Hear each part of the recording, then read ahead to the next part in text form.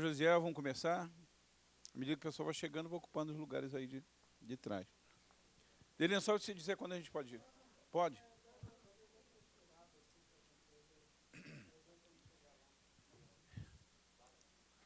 Amados, a paz do Senhor, tudo bem?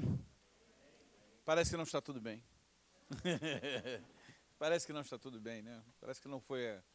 Não, não, não houve aquela emoção, né, pastor Josiel? Está faltando, está faltando.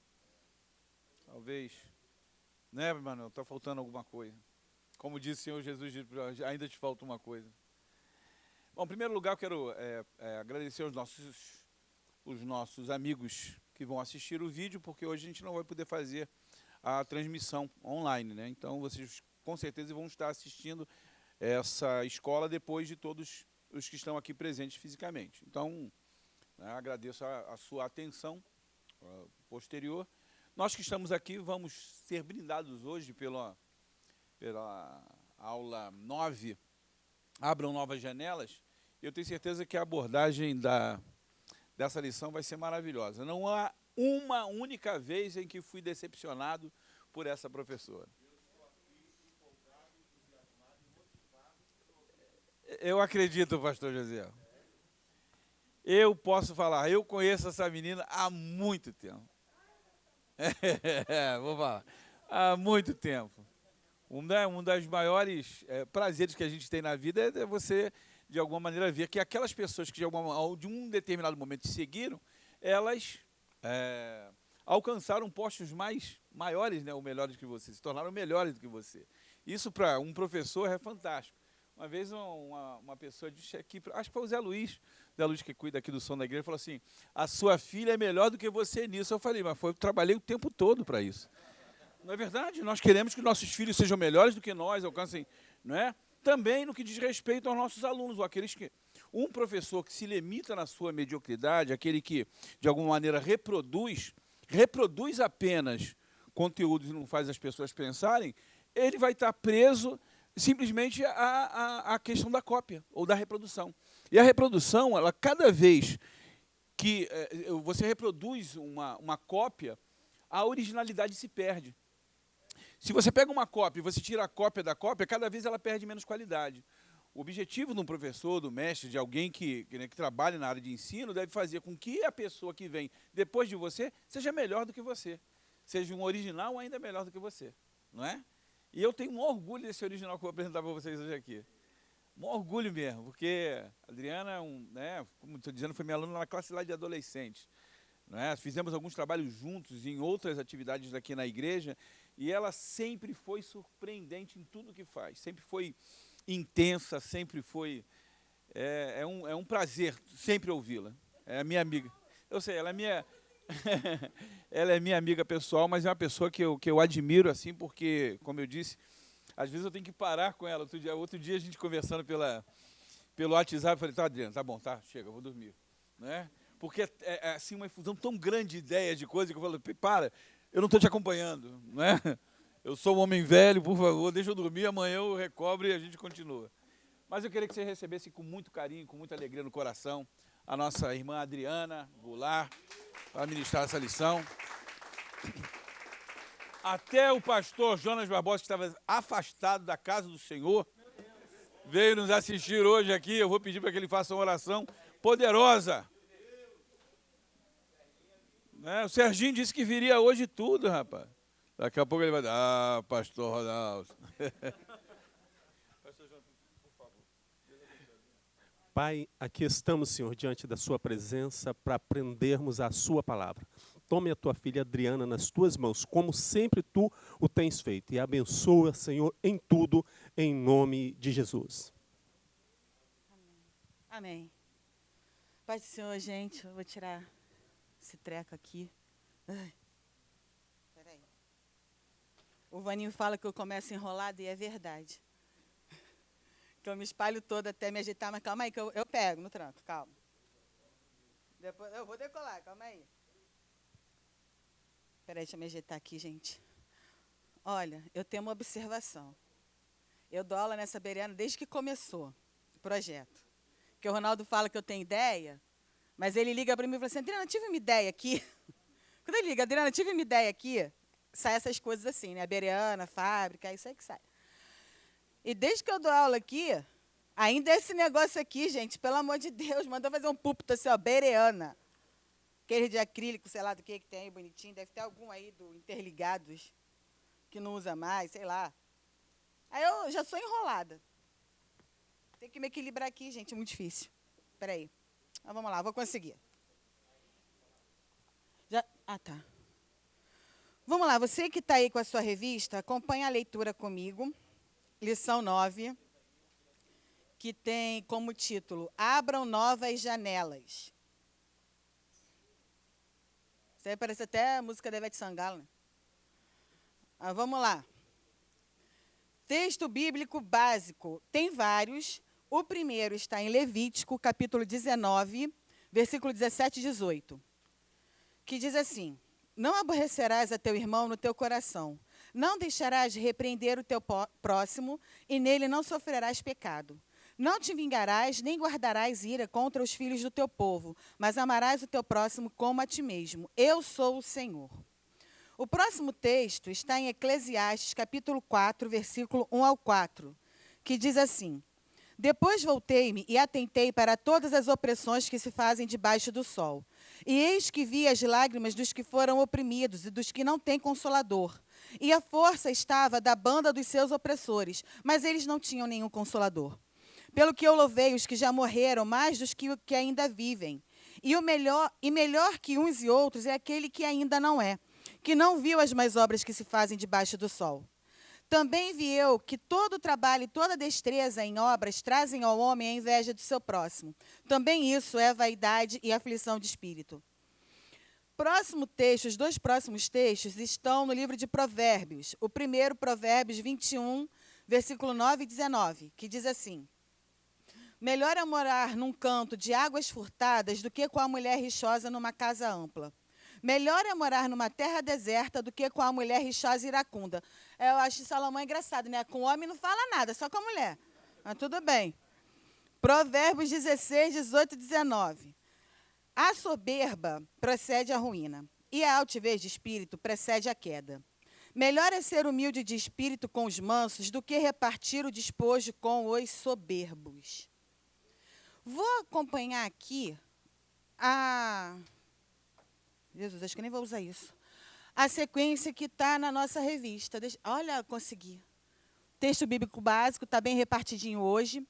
O texto áureo. E o que estava sentado sobre o trono disse: Eis que faço novas todas as coisas. Os objetivos dessa lição: entender que interpretamos a realidade da existência a partir das janelas em que escolhemos ficar, identificar as janelas de morte que estão abertas dentro da nossa casa, as janelas que nos permitem enxergar a vida a partir de novos ângulos.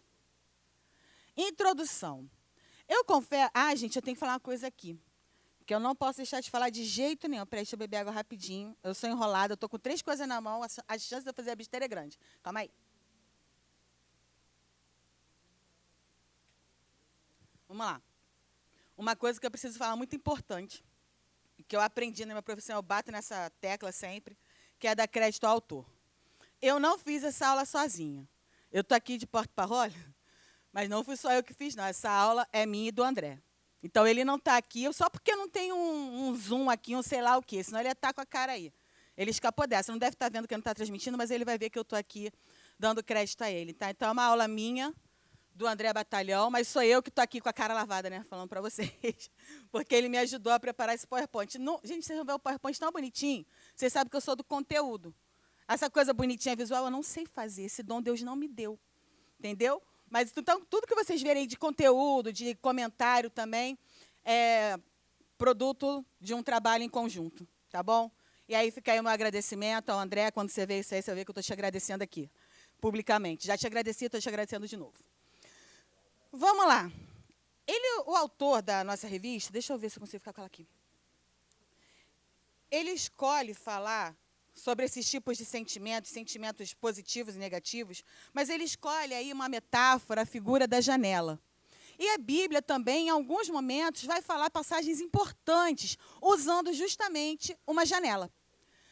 Do latim, janua, o que significa a palavra janela? Ela vem do latim janua, o diminutivo dessa palavra janua é Januela, que deu janela no português.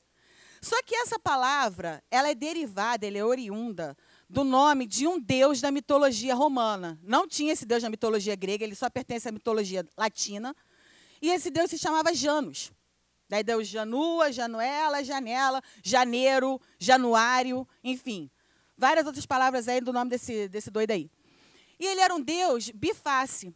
Ele tinha duas faces. E ele era considerado o porteiro dos céus lá, dos romanos, sei lá como é que eles chamavam, dos Campos Elíseos, pronto. O porteiro lá das mansões celestiais. Ele olhava para frente e olhava para trás. Ele olhava para fora do portão e olhava para dentro do portão. Por isso que quando a gente fala em janela, a gente tem a ideia, a gente remete o pensamento ao que está para fora e ao que está para dentro. A ideia do que está para vir é a ideia do que se passou. Isso significa janela. E a gente vai falar aqui hoje de coisas que a gente precisa deixar para trás, esquecer que passou, e de coisas que a gente precisa focar lá na frente, focar lá no futuro. E é interessante essa coisa, essa metáfora aí da janela.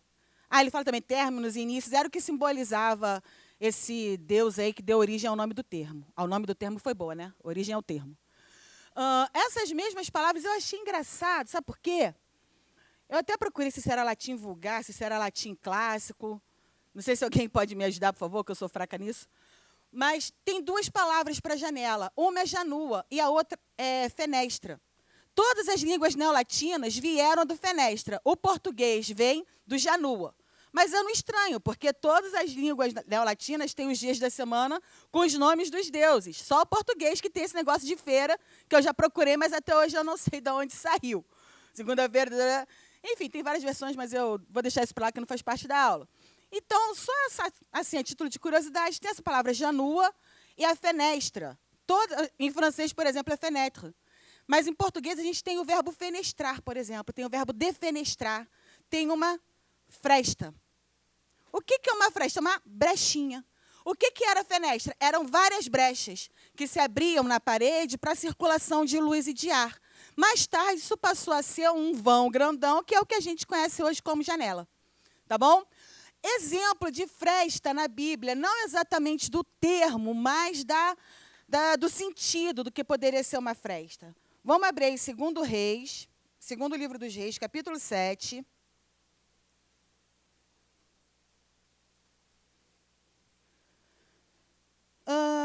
Versículo 2. Não, vamos ler do 1. Então disse Eliseu, ouvi a palavra do Senhor, assim diz o Senhor. Amanhã, a essas horas mais ou menos, dar-se-á um alqueire de flor de farinha por um ciclo, e 2 de cevada por um ciclo, à porta de Samaria.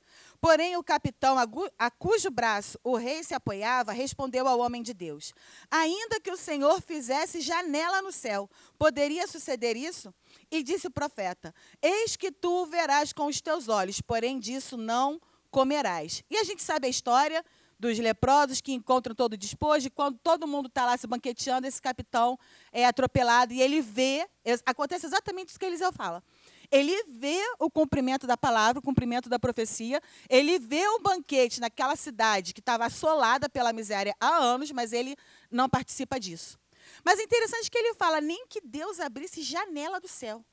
Ele vê por uma brechinha, por uma fresta, o que ele ignora é o que Malaquias vai dizer mais tarde lá na frente. Façam prova de mim se eu não abrir a janela do céu e não derramar uma bênção tal, uma bênção que vos advenha com maior abastança. Interessante isso. Eu ia falar outra coisa, mas deixa eu terminar aqui. O defenestrar, gente, que palavra... Eu acho que essa palavra combina com a pessoa que representa isso na Bíblia. Defenestrar é empurrar alguém de uma janela. Existe verbo para isso. Existe um verbo para isso, atirar violentamente pela janela.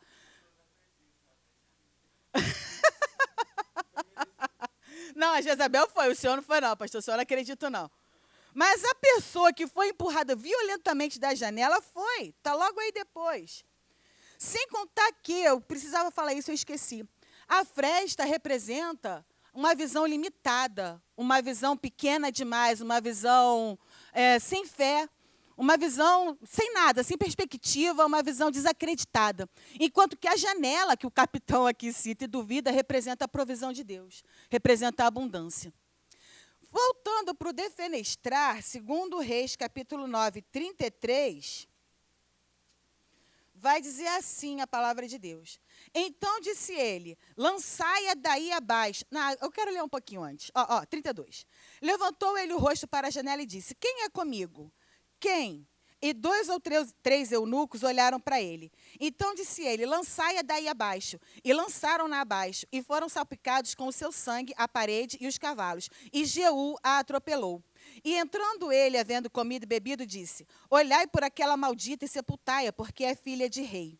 E foram para sepultar, porém não acharam dela, senão a caveira, os pés e as palmas das mãos, exatamente como havia dito o profeta. Então, aqui tem um caso, se eu não me engano, esse é o único, de defenestrar dentro da Bíblia, dentro da palavra de Deus. Outros personagens... Vou só passar por isso aqui e vou falar dos personagens. Está dando para ler, gente? Acho que ficou meio escurinho. Tá. A gente viu a origem do termo no latim, que foi de onde veio a nossa língua, mas é muito difícil a gente falar em origem de língua, em origem de qualquer idioma, e não remeter ao grego. Até porque a primeira tradução da palavra de Deus foi na língua grega. O Novo Testamento foi escrito em grego. Eu não sei nada de grego moderno. Está escrito aqui porque foi a referência que a gente pegou. Mas ele tem muitas coisas parecidas com o grego clássico, aí eu sei um pouquinho só. No grego clássico, essa palavra aqui, parátiro, ela significa uma porta falsa. O pará, esse prefixo, né, essa partezinha aí do início da palavra, ela pode representar tanto semelhança como aproximação, como estar ao lado de, como na palavra paralelo, por exemplo. Então, o parátiro é o que é semelhante a uma porta. É uma porta falsa. É uma janela. Parece uma porta, mas não é. Tá bom? Não deixa de ser uma passagem. E eu vi uma coisa interessante, que quando se criaram, fui estudar, vou procurar de onde que surgiu a janela, de onde que inventaram a janela. E lá nas origens mais remotas do que eu achei de registro, não fiz nenhuma pesquisa rebuscada, não, mas dizia, mestre, que era perigoso passar por debaixo de uma janela, porque se jogavam as coisas mais esquisitas pela janela. Então, tinha gente que, além de se jogar... Eu lembrei do negócio agora, cara. Eu vou falar. Eu estudei num lugar, Ronaldo, que era assim, era uma república com banheiro privativo, né? E o banheiro coletivo. Aí, na república do banheiro coletivo, tinha um cartaz assim, grandão. Favor, não jogar excrementos pela janela. Eu falei, gente, que é isso? Era uma coisa assim, medieval. Eu fui ver a origem, de onde remontava a janela era para isso. Jogavam-se excrementos pela janela. E, além disso, se jogava moeda para os trovadores viajantes. Quem chegava lá cantando, jogava moeda pela janela. E tinha um ditado, não se joga pela janela nenhum bem precioso, só se joga aquilo que não presta, aquilo que não tem valor. E a gente falando aqui de janela hoje, a gente vai ver de alguns sentimentos que a gente tem que deixar sair, tem que deixar embora mesmo, tem que jogar fora. Rancor, amargura, orgulho, soberba, medo. Isso é o tipo de coisa que a gente tem que jogar para fora da janela mesmo. É para ficar da janela para fora, da nossa alma, do nosso coração, da nossa família, da nossa casa, e não da janela para dentro. Janelas que precisam ser fechadas em nossa vida. As janelas fechadas ao pecado preservam e protegem nossa vida e nossa família. Fique atento às reais oportunidades de acordo com os propósitos de Deus, na vida, na eclésia, na sociedade, no trabalho, na família, etc. Muitas vezes as portas fecham e as janelas não são abertas. Por isso, nós dependemos de Deus. Quando não se abrem as portas, quando não se abre janela nenhuma, é quando a gente fica na total dependência da ação divina. Continuando. Vem aí o primeiro tópico dos sentimentos, estou chamando aqui de sentimentos tóxicos. Acho que a gente teve uma revista com isso, não tem? Sentimentos que aprisionam a alma. Isso. Só tinha coisa ruim de sentimento, né? Claro, para aprisionar a alma não pode ser bom. Adriana, oi. Só antes de você continuar para outro ponto, essa história aí do jogar excremento pela janela é interessante porque essa ideia de saneamento básico, né, que a gente tem de hoje, ela não é tão antiga, né? Se você pegar, por exemplo, e observar esses palácios que tem na cidade, a época do Brasil Império, na verdade nem existia esse cômodo que a gente chama de banheiro, e não existia. Então, sei lá, eles deviam usar tipo uma espécie de pinico, ou qualquer coisa do tipo, né? Você já foi no Museu de Petrópolis? Não, não. No Museu Imperial de Petrópolis tem isso. Não sei se alguém já foi no Museu Imperial lá em Petrópolis. Não tem isso? Sabe a origem da palavra enfesado? Ah, sim, claro. Sabe o que é? Vou contar. Eu tinha um professor que Pausa. falava isso direto. É? Pausa. Momento cultura inútil. Vamos lá. Uma remarca. Vaninho e Pastor Ronaldo vieram combinando. Sem combinar. Vieram combinando. Isso que é sintonia, gente. Que bonito. Mas, enfim, vou voltar para a janela, gente. Isso é coisa de... O professor não deixa passar. Enfesado é o seguinte. Não tinha banheiro, não tinha vaso sanitário, não tinha saneamento, mas as necessidades fisiológicas estão no homem desde que o homem é homem. E aí a corte, óbvio, né? Os imperadores, as princesas, a galera toda, tinha lá aquele recipiente, né? Onde eles faziam suas necessidades. E os escravos que limpavam aquilo. Então, eles saíam carregando aquilo no ombro e faziam a limpeza.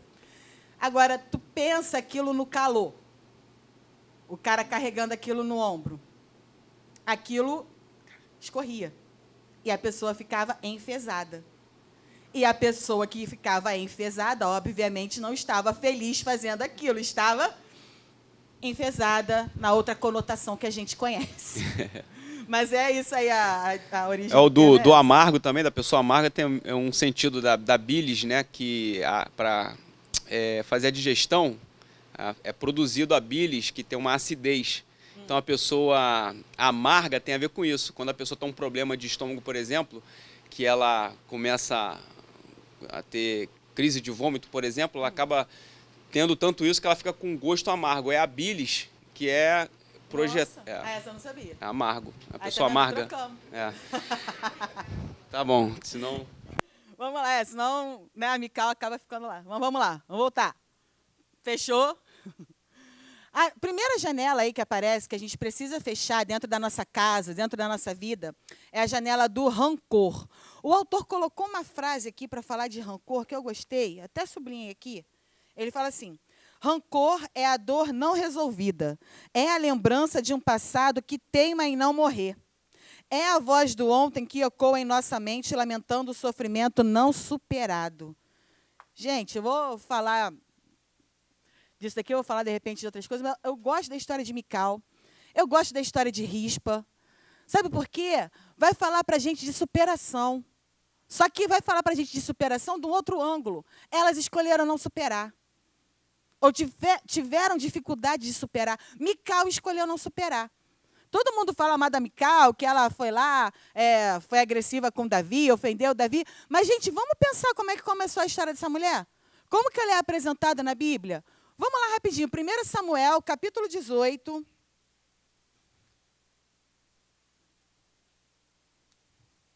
O Davi, muito espertinho também, eu gosto dele. Eu gosto do Davi na Bíblia, um dos meus personagens favoritos. Gosto mais de Davi do que do Abraão, por exemplo. Eu gosto de Abraão, mas eu gosto mais de Davi. Mas eu acho que ele vacilou com a Mical. Com a Mical eu acho que ele não agiu certo. Mas, né, quem sou eu para falar do Davi? Mas vamos lá. Cadê a pastora Ivana? Não tem nada, daqui a pouco ela vai falar que eu estou criticando. Eu não estou criticando. Eu gosto do Davi. Gente, se tem um personagem no Antigo Testamento que eu gosto, é o Davi. Mas eu gosto. Não vou falar dele, não, que eu vou falar daqui a pouco. Não vou antecipar, não, mas eu gosto. Davi sabe entrar, Davi sabe sair. Davi é ungido do rei, mas se ele tiver que sair da mesa do rei e se esconder na caverna, ele vai. Sem problema nenhum, isso não é difícil para ele. Se ele tiver que pedir abrigo no meio dos filisteus, se fazer de doido para salvar a vida dele e da família dele, ele se faz. Eu amo Davi, amo. Ele sabe esperar o tempo de se estabelecer no trono. Ele não chuta ninguém, ele não puxa tapete de ninguém. Nossa, amo. Trabalhado na espera, trabalhado no ostracismo, no escondido, onde ninguém vê. Não tem medo de Golias, não tem medo de gigante, não tem medo de nada. Adoro Davi. Mas com a Mical ele vacilou. Acho que ele vacilou com umas pessoas também, mas eu vou falar só da Mical. Mas vamos lá. Como que a Mical aparece no cenário? Mical, a outra filha de Saul, amava a Davi. Contaram-no a Saul. E isso lhe agradou. E disse Saul: eu lhe a darei para que ele sirva de laço e para que a mão dos filisteus venha ser contra ele. Pelo que Saul disse a Davi: com esta segunda serás hoje meu genro. Depois, versículo 28. Viu Saul e reconheceu que o Senhor era com Davi. E Mical, filha de Saul, o amava. Um pouquinho antes, no finalzinho do versículo 26, diz assim: a Davi agradou-se a este de que viesse a ser genro do rei. Em nenhum momento a gente vai ver a Bíblia falando, eu estou lendo esse texto aqui, mas a gente pode ir adiante. Em nenhum momento você vai ver o texto bíblico falando que Davi amava Mical. Você vai ver que Davi amava Jonatas. Que a alma de Jonatas se uniu à alma de Davi. E isso é uma conexão do céu. Eles eram amigos. Ao contrário do que tem gente aí, os endemoniados querendo deturpar. Eram amigos. Mas em nenhum momento a gente vai ver a Bíblia falando que Davi amava Mical. Mas Mical amava Davi. E aí o pai dela, querendo destruir Davi, usa o amor, um sentimento puro, genuíno, que ela tinha para quê? Para matar Davi. Ela é usada primeiro pelo pai. Davi aceita, não porque ele quisesse casar com Mical, mas porque ele queria ser genro do rei. Ele aceita. Ela foi o plano B, porque a primeira proposta de Saul para Davi era Merabe. Saul não cumpre com a sua palavra, e aí ele descobre que tem um plano B, que é a Mical. E ele fala, não, com a Mical agora eu acho que eu vou conseguir. Mas que seja a mão dos filisteus contra Davi, não a minha. Ele queria ficar bem na foto, né? Queria que Davi morresse, mas não queria matar. Típico do covarde, né? Enfim, depois disso, a Bíblia vai dizer, vem aquela cena, a canção dos 10 milhares. Gente, eu gosto desse negócio da canção dos 10 milhares, mas eu tenho um pouco de medo dela, porque a canção dos 10 milhares tira Saul da mesa do rei e joga em Adulão. O único motivo que fez Saul se virar contra Davi foi esse. Saul matou milhares, Davi seus 10 milhares. Foi só isso. Não tem nada de errado com o cântico dos 10 milhares. O cântico dos 10 milhares é legítimo. O problema é quando ele cai no ouvido de Saul, que não suporta que tem alguém melhor do que ele, que não suporta ver o outro brilhar. E aí Saul fica tão enfurecido que ele por 2 vezes tenta matar Davi. Davi se desvia a primeira, desvia a segunda. Ele tem entendimento. Opa, se eu ficar aqui eu vou morrer. Vou ter que sair daqui, eu vou abrir mão disso tudo. Vou abrir mão de matar os 10 milhares, vou abrir mão de sentar à mesa do rei, vou abrir mão de ser o genro do rei e vou fugir para viver. E quem é a primeira pessoa que dá a fuga a Davi? Mical. Ela coberta Davi. Não foi nem Jonatas. A primeira pessoa que dá é Mical. Quando ele desconfia que Saul está contra ele, pede ajuda a Mical. Mical vai, a Bíblia vai dizer aqui, depois do versículo, ainda no capítulo 19, do versículo 11 a 17, que ela pega um ídolo do lar. Agora, você imagina uma mulher pegar um ídolo do lar, que devia ser mais ou menos do tamanho do Davi, colocar sozinha na cama, cobrir. Não foi um trabalho fácil. Ela teve que fazer um esforço para proteger a vida de Davi. E quando o pai chega, ela é ardilosa. Por que você deixou ele fugir? Teu pai sou eu. Não, eu deixei porque senão ele ia me matar. Ele fala, deixa eu fugir, senão eu te mato.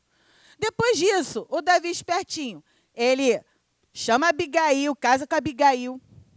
Ele casa com a Jezreel, se eu não me engano, esqueci o nome da moça. Não, Jezreel era o nome do lugar. Esqueci o nome da menina. Ainoã, o nome da menina. Ainoã de Jezreel. Nome bonito, a Bíblia tem um nome fácil de falar. Esse é um. Casa com Ainoã, casa com a Abigail, mas não manda buscar Mical. Ele tem encontro com Jonatas, se abraça com Jonatas, sabe que um nunca mais vai ver a cara do outro, mas não manda nem um recado, manda um beijo lá para Mical. Diz para quando melhorar tudo aqui. Nada, nada.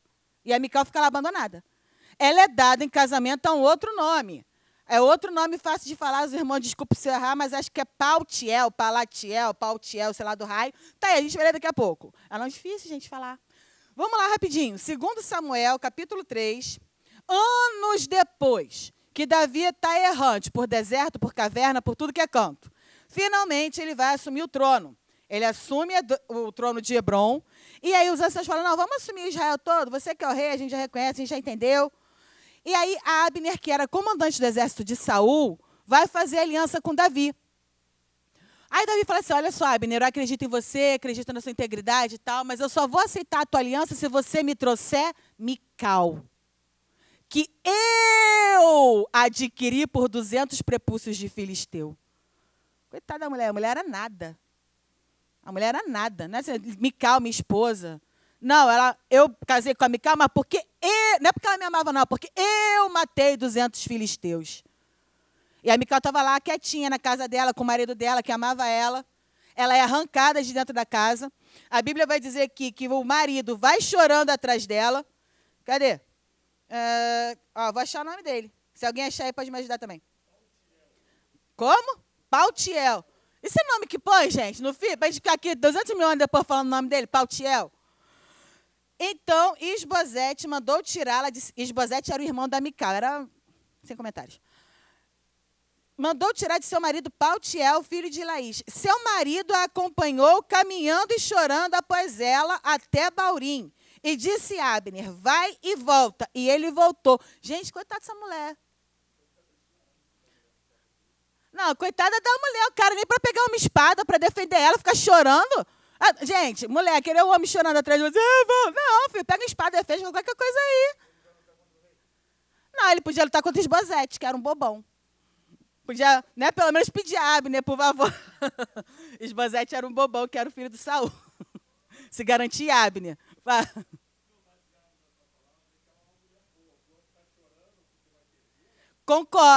Concordo. Devia ser uma boa esposa. Tá vendo? Se fosse a mulher rixosa. Não...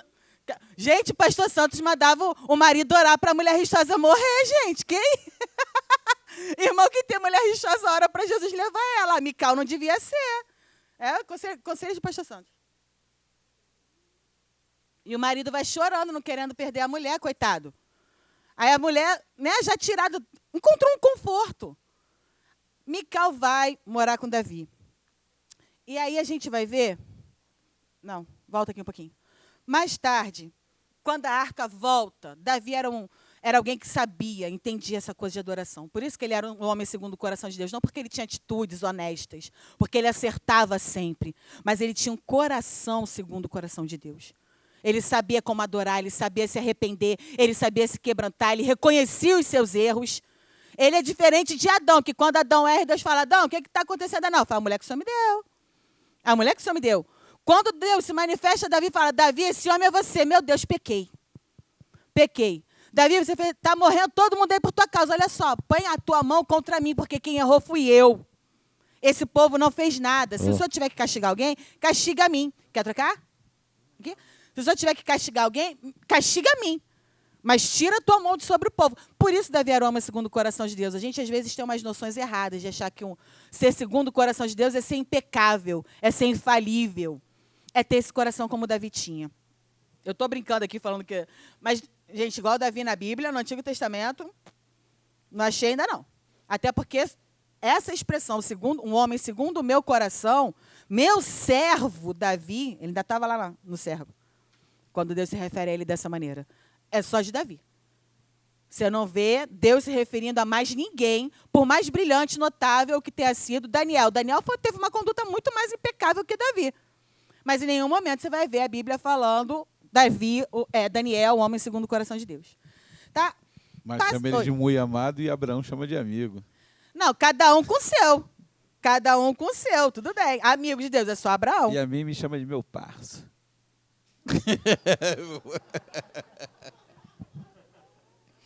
Tudo bem. Então tá legal, a pessoa quando tem contexto... Essa foi boa. Aí, o que acontece? Deixa eu ver se eu acho aqui, porque eu acho que eu não coloquei ali a referência, mas deve estar por aqui. Olha como é que termina a história de Mical na Bíblia. Davi vai, pega a arca do Senhor, tem aquele primeiro episódio, vai segurar a arca que cai no chão, morre, Davi fica triste. E aí ele descobre que aquela não era a maneira correta, a intenção era boa, mas estava executada de um jeito errado. E aí ele fala, como é que eu tenho que levar? Ele vai procurar saber, né? Vai só na euforia, que às vezes a gente acha que na euforia a gente... Não, calma aí, tem um jeito certo de fazer isso aqui. E aí Davi vai lá, aprende como transportar a arca do Senhor. E ele vai, quando ele vê que ninguém morreu, porque está carregando a arca, que ele está fazendo a coisa do jeito certo, que a glória de Deus se manifesta ali, ele tinha essa vontade, essa conexão com a presença de Deus. E acho que é isso que fazia dele uma pessoa diferenciada. Ele vai feliz, ele veste uma estola, Ele se despe das suas vestes reais, coloca uma estola sacerdotal, uma roupa que não era sua de costume. Ele se, entre aspas, humilha, porque ele já era o rei. E a Bíblia diz que ele estava tão feliz. Olha aqui, capítulo 6, versículo 14. Davi dançava com todas as suas forças diante do Senhor e estava cingido de uma estola sacerdotal de linho. Assim, Davi, com todo Israel, fez subir a arca do Senhor, com júbilo e ao som de trombetas. Pensa, Davi, músico, agora rei, capitão de exército, matador de gigantes, mata 10 milhares. Davi estava no auge da sua vida aqui. E a Bíblia diz que Israel ainda não tinha vivido isso. Um rei que fosse lá no meio do povão, dançando, pensa. E dançando não é porque estava numa festa, num banquete, se embebedando, dançando porque estava trazendo a arca de volta. A Bíblia diz que Davi dançou com todas as suas forças e com música. Quando ele chega em casa, a mulher, ao entrar a arca do Senhor na cidade de Davi, Mical, filha de Saul, estava olhando pela a janela aí. Pela janela. E vendo ao rei Davi que ia saltando e dançando diante do Senhor, o desprezou em seu coração. Versículo 20. Aí Davi vai, despede. Olha, Davi dá comida. Gente, foi um festão. Davi deu bolo, deu passa, matou boi. Davi dava um espaço, matava boi, matava novilha. Novilha que não tinha sido carregada. Gente, foi coisa assim, espetacular. Não teve outro. Não teve outro. O churrascão, dava o churrascão de novo. Foi todo mundo embora com a sacolinha da festa para casa. Está aqui, depois você lê o versículo 19. Quando ele volta para casa feliz da vida, e aí tem o que está lá, o pastor Jorge Linhares, o pastor Estevão. Meu Deus, qual é o nome dele? Hernanes Dias Lopes. Estevão não, desculpa. Eu estou confundindo com o autor. Chama a Mical, e o que ela simboliza aqui, de ladrão de alegria. E é isso que ela é.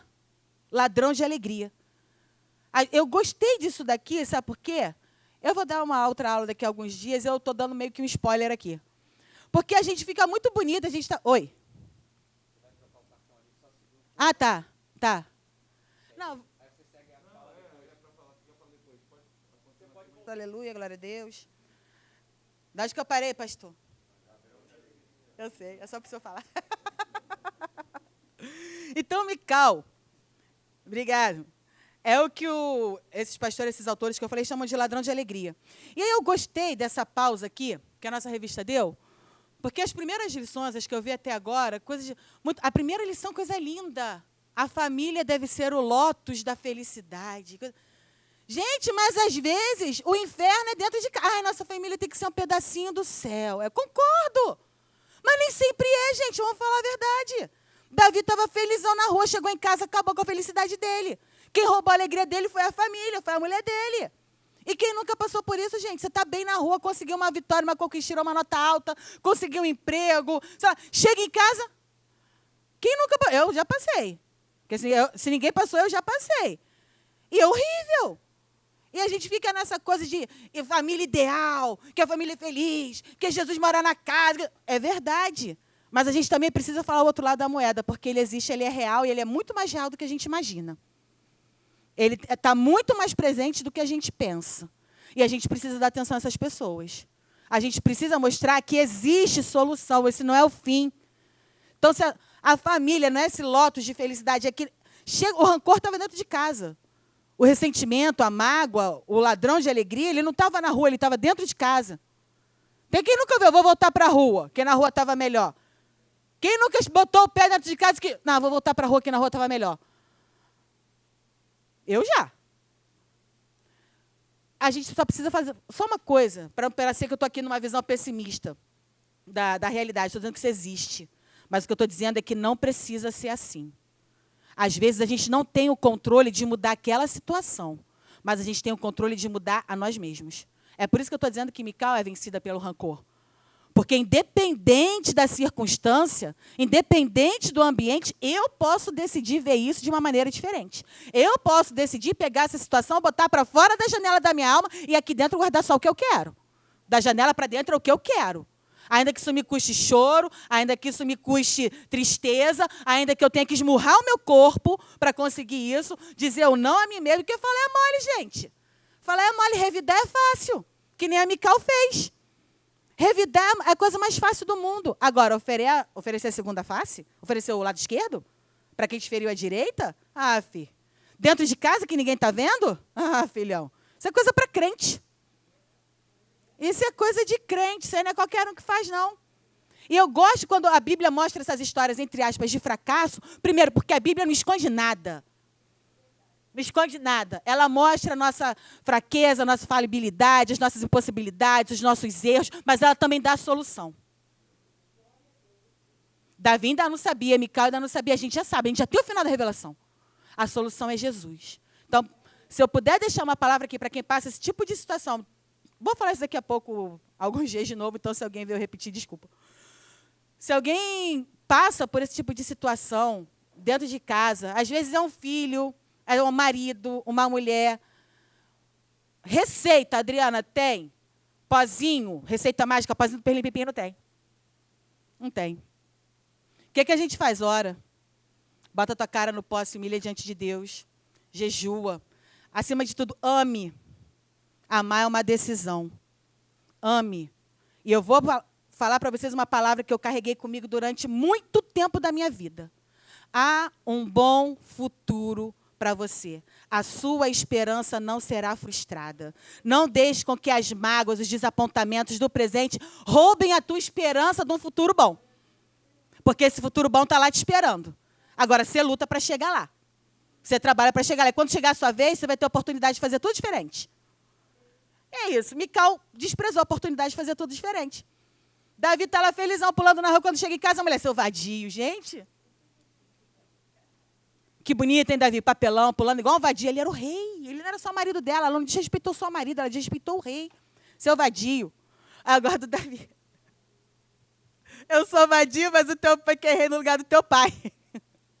Pronto. Sou vadio, mas foi o vadio que Deus escolheu. E não tem ninguém da tua casa, só tu mesmo. Então fica quietinha aí, filha. Dando a prova, a atitude de Mical. E ela morre sem ter filhos.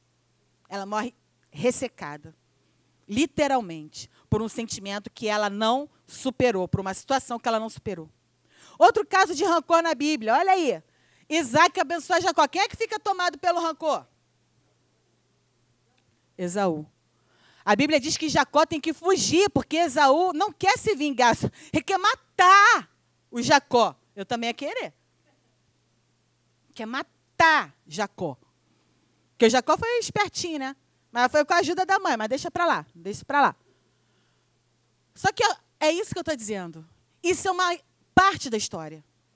É um processo, ela não precisa ser o final, a história não precisa acabar assim. Quando Jacó vai se encontrar com Esaú, anos mais tarde, já não são mais dois irmãos, dois jovenzinhos. Já são dois homens, casados, com mulher, com filho, com riqueza. Já prosperaram, já cresceram. Os dois escolheram o quê? Superar. Superaram. Jacó, não tinha telefone, não tinha celular, não tinha carta, não tinha nada. Jacó vai encontrar com Esaú, vai mandando todo mundo na frente, vai mandando presente para aplacar a ira de Esaú. Quando Esaú encontra Jacó, o que eles fazem? Um se lança no pescoço do outro. Se abraçam, se beijam, se perdoam, se reconciliam, como a gente vai ver ali na frente. Então, a oportunidade a gente sempre tem. Cabe a gente escolher qual o sentimento que a gente vai deixar dominar. Se a gente vai ter orgulho, se a gente vai deixar o rancor tomar conta, ou se a gente vai escolher desarmar as nossas fortalezas. Ou se a gente vai escolher deixar cair por terra todo ressentimento, rancor, amargura e viver o perdão e a reconciliação. Isso aí eu falei. A inevitabilidade. Gente, quem escolheu essa palavra? A inevitabilidade do atrito. É inevitável, gente. Oi, Ju? Vai falar? Gente, e tem atrito, às vezes, que não é ruim, não. Porque Salomão vai falar que quando o amigo quer afiar outro amigo, é ferro com ferro. Assim como o ferro afia o ferro, assim o amigo é o seu amigo. E às vezes, já viu ferro afiando ferro? Sai faísca de vez em quando, né? É isso. É isso. Pastor Ronaldo é meu amigo, ele é meu amigo. Ele era meu professor. Mas sabe por que eu sou amiga dele até hoje? Posso botar na mão assim, que eu chamo de amigo. Todo mundo, amiga, mas que eu chamo de amigo, que eu falo, é meu amigo, dou a minha vida pela dele, uns 5. Que é meu amigo mesmo, assim, nesse nível. Eu sou amiga de um monte de gente. Mas tem níveis de amizade. O Ronaldo tem um nível de amizade que eu não tenho com ninguém. Meu amigo, meu amigo. Se eu vou parar de falar, nem vou olhar para tua cara para não chorar. Mas sabe por que eu gosto da amizade do Ronaldo? Porque ele me fala quando eu estou errada. Ele me liga, Adriana, e eu brigo. E eu esperneio. Porque pensa na pessoa que não abre mão. Se eu achar que eu estou certa, amigo, tu vai ter que trabalhar para me convencer. Agora, se você me convencer... não, realmente, é verdade, é verdade. Não, é verdade, desculpa. A gente precisa de amizade assim. Que hoje ele pensou em criticar minha camisa, mas ele percebeu que estava com... A gente precisa de amigo assim, que afia a gente que nem o ferro afia o ferro. Amigo que só fica, ai, você é linda, você é maravilhosa, ai, você é espetacular. Ai. Não tem um defeito? Que tem gente que eu não suporto ouvir a verdade. Você vai falar, poxa, esse óculos, o óculos do irmão está um pouquinho torto, pronto, né? Mas meu amigo. Eu fujo de gente assim, gente, eu corro. Não presta para ser meu amigo, não. Não presta. Às vezes eu tenho jeitinho para falar, às vezes eu não tenho. Então, quem for meu amigo, gente, tenha paciência comigo, me ajude a melhorar. Sou humano, só sei errar. Enfim. Só para fazer um adendo, Adriana, que o engraçado é que Mical, ela acompanhou toda a trajetória de sofrimento de Davi. Bem ou mal, ela estava acompanhando o que estava se passando com Davi e ela testemunhou que a lei da semeadura aconteceu. Porque Davi sofreu o pão que o diabo amassou, até se tornar rei. Mesmo assim, ela não conseguiu liberar perdão. Já Esaú, ele não acompanhou o trajeto de Jacó. Porque Jacó estava perto de Labão, mas ele não sabia o que estava acontecendo lá nos bastidores. Ele só sabia que Jacó estava prosperando. Tanto que Jacó, quando vem encontrar Esaú, Jacó está próspero. Então, Esaú não testemunhou se Jacó havia, de certa forma, pago o preço da maldade que ele havia feito. O que eu quero dizer com isso? Que muitas vezes a gente libera perdão porque a gente fala assim, não, a pessoa pagou o que ela me fez. Então, eu vou liberar perdão e não vou guardar rancor. E não foi o caso. O exemplo que a gente tem de Esaú é que, mesmo sem ver o sofrimento, ele liberou, ele reconciliou-se com o irmão. E no caso de Mical, que testemunhou, nem isso foi suficiente para que ela abrisse mão do rancor e liberasse o perdão devido. Muito obrigada, Juliana. Escolhas. Perfeito. Perfeito, não tem nem o que complementar. É isso. Falei a palavra aqui que parece ser dura, né, para o rei, né? Mas a mulher olha para a ótica do ressentimento dizendo, ele é o rei, mas comigo ele não foi legal. Eu usei a palavra canalha. Mas, de repente, na ótica daquela mulher, está dizendo o seguinte, ele comigo, ele é o rei para todo mundo ama Davi. Mas comigo ele me tratou como posse, ele me desprezou quando eu amava, ele me deixou solitária, e quando eu estava feliz com outro homem, ele me tomou de volta como objeto. Cara, é duro falar isso, né? Porque o cara é um homem segundo o cara, mas comete falhas. Sai do rancor, vai para... Não, eu estou falando aí do atrito.